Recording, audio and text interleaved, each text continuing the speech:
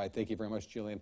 Here's a live look in the state capitol as senators discuss a controversial cap-and-trade proposal that's aimed at curbing greenhouse gas emissions. That's the Environment and Natural Resources Committee. They've been taking testimony since 3:30 on Senate Bill 1530.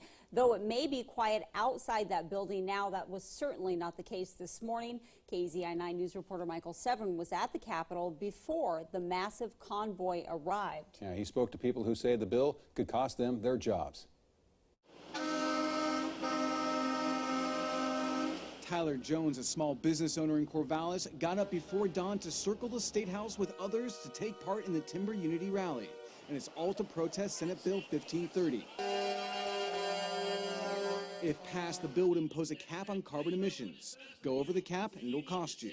It's going to be absolutely detrimental to the economy of Oregon, especially the rural economies. People drove hundreds of miles to take part in the rally, some from as far away as Roseburg in eastern Oregon.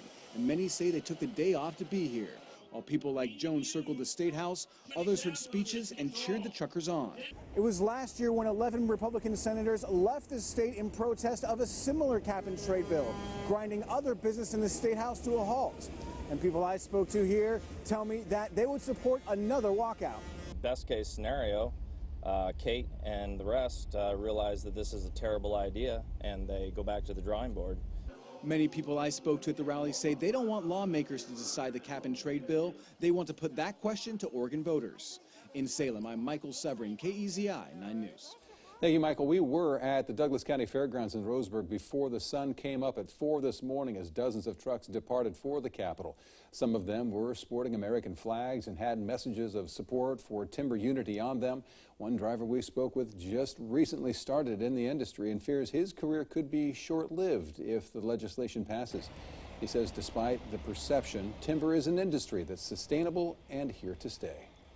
26 years old, and this is my new career, so I don't want to get kicked out right as soon as I start.